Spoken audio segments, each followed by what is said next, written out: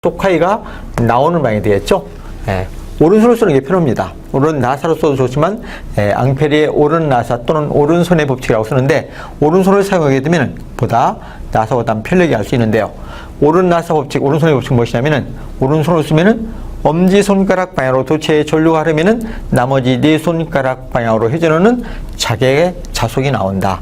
자개라는 표현도 쓰고 자속이라는 표현도 쓰는데 우리 신호기기를 공부할 때는 자속을 많이 씁니다. 그래서 자개의 방향, 자속의 방향 같은 개념이라고 알아두시면 좋죠.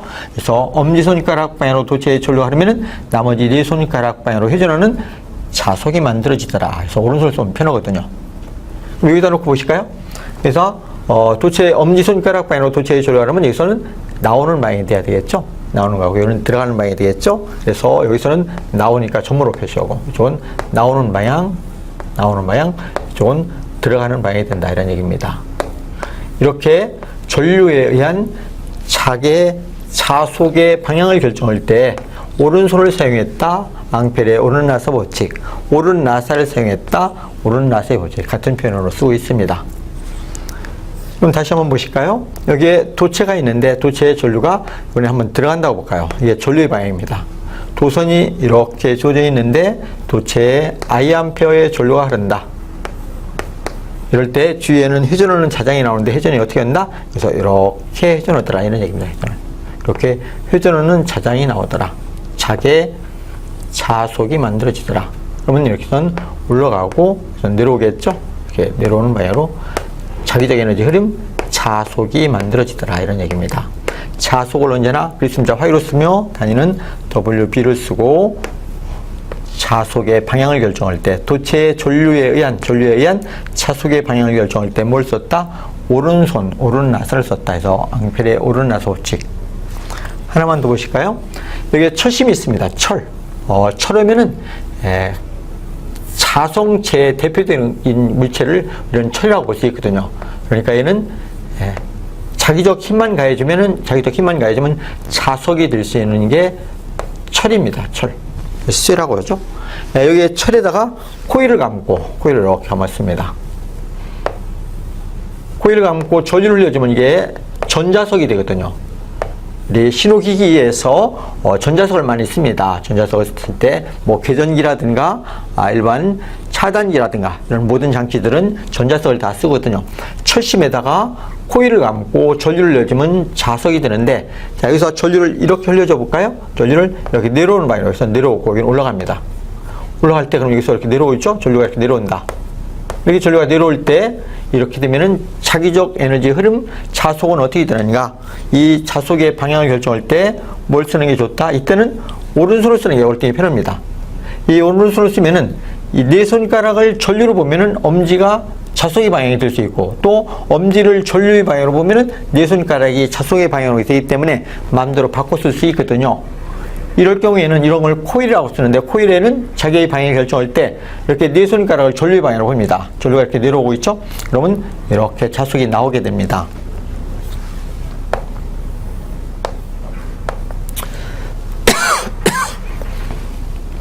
자기적 에너지 흐름이 여기서 이렇게 나오게 되죠? 물론 여기서는 들어가는 것이죠. 이렇게 해서 자속화이가 이렇게 진행되더라. 그러면 우리가 자속으로 볼 때 이것은 자속이 나오는 쪽이 언제나 N극이 되는 것입니다. N극. 자속이 들어가는 쪽이 S극. 그래서 자석이 되는데 여기서 뭐가 나온다? 이런 전자석이라고 쓰는데 이런 전자석에서 자기적 에너지 흐름은 자속이 나오더라. 이 자속은 원래는 선분의 합성을 한 것, 다발을 울리는 속이라는 그런 표현을 쓰고 있는데 자속화이라고 쓰며 자속화이는 WB, 단위는 WB를 쓰고 읽을 때 웨버라고 읽는데 자속이라는 개념은 영어로 보시면은 magnetic flux라는 그런 표현을 쓰고 있습니다. magnetic flux라. 차기적 에너지의 플럭스 하면은 유동을 얘기합니다. 그래서 자속은 간단하게 표현하면 차기적 에너지의 흐름, 유동을 뭐라? 자속이라. 우리가 보이진 않지만 언제나 자석이 있으면 거기서 무엇이 만들어지더라? 자기적 에너지라는 자속이 나오고 그 도체의 전류가 흐를 때 자속의 방향을 결정하는 법칙을 무엇이라? 앙페리의 오른나스 법칙이라 이런 표현을 쓰고 있습니다. 이것을 앙페리의 오른나스 법칙이라고 해서 우리가 신호기기를 공부하시면서 앞으로 많이 이해하셔야 될 부분입니다. 그래서 이것을 이해하시고 요거에 역관계가 있습니다.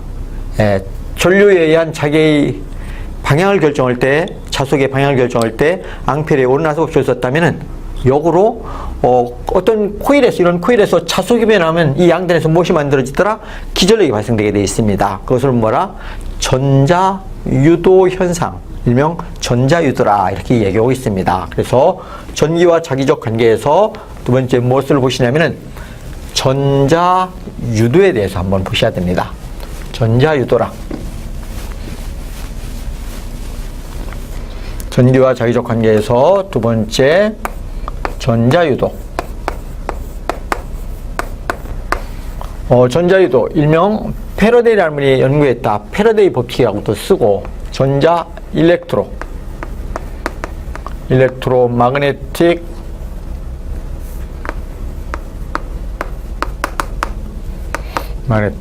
인덕션이라고 씁니다.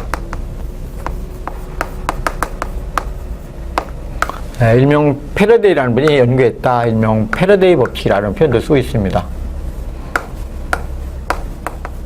패러데이의 법칙, 전자유도 이렇게 쓰고 있거든요. 자, 좀 전에 우리는 뭘 보셨느냐면 앙페리의 오르나스 법칙에 의해서 도체의 전류가 흐르면 뒤에는 자속이 나왔죠. 역으로 코일에서 자속이 변하면 뭐가 흐를까요? 전류가 흘러야 되겠죠. 전류가 흐르기 위해서는 기전력이 만들어지고, 그러면 코일에서 자속이 시간적으로 변하면은 그 코일에서 기전력이 유도되는 현상을 뭐라 한다? 전자유도라 이렇게 이름을 붙였습니다. 전자유도는 간단하게 표현하면은 코일에서 동선을 절연해서 쭉 감아놓은 걸 코일이라고 씁니다. 코일에서 세교, 코일에 관통되는 자속을 세교라는 표현을 쓰고 있습니다. 세교 자속이 시간에 따라서 변화하면은, 시간적으로 변화하면은, 적으로 변화를 하게 되면은, 그러면은 그 코일에서 자속의 변환, 이 자속의 세교 자속이 변화하는 것을 방해하는, 즉 역방향으로 자속의 변화를 방해하는 방향으로, 자속의 변화하는 것을, 변화를 방해하는 방향으로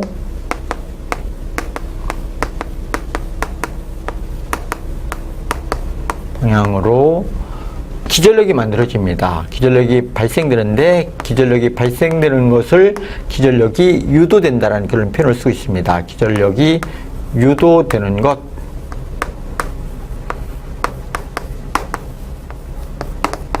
현상을 우리는 간단하게 전자유도라 이렇게 이름을 붙여놨습니다. 코일에서 어떤 동선을 감아놓은 코일에서 세교자속, 코일을 관통하는 자속을 세교라고 표현을 쓰고 있습니다. 세교자속이 시간적으로 변한다는 얘기는 없었는데 생겼다든가, 또는 있었던데 없어졌다든가, 또는 적은 것이 많아진다든가, 많은 것이 적어지는, 이렇게 변화하게 되면은 그 자속의 양이 시간적으로 변화하면은 그 자속의 변화를 방해하는 방향, 그러니까 역으로 얘기죠. 반대 방향으로 무엇이 만들어지더라? 기전력이 유도되는 현상을 전자유도라 이렇게 이름을 붙여놨습니다. 그림으로 보면은 이렇게 표현할 수가 있습니다. 이게 코일이 있다. 코일은 동선이 있죠. 전류를 잘 흘려줄 수 있는 도체를 이렇게 감아놓은 것을 코일이라는 그런 표현을 쓰고 있습니다. 이게 코일이에요. 코일에 현재 자기적 에너지 흐름, 자속이 없었습니다. 근데 항상 자속은 어디서 나온다? 여기다 예를 들어서 N극이면 이게 자속을 갖다 놨다. 이렇게 자속은 N극과 S극이 있죠? 그래서 N극에 자속을 갖다 놓았다.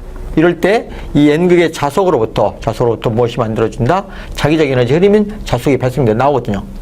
그럼 이 코일, 이게 코일인데 이 코일을 관통하는 자속을 뭐라 한다? 코일을 통과되는 자속을, 이것을 세교 자속이라고 쓰는 것입니다. 여기 바깥으로 나가는 자속도 있겠지만 이런 바깥으로 나가는 자속은 필요 없고, 이 코일을 관통하는 자속, 이것을 뭐라 한다? 세교라는 표현을 쓰고 있습니다.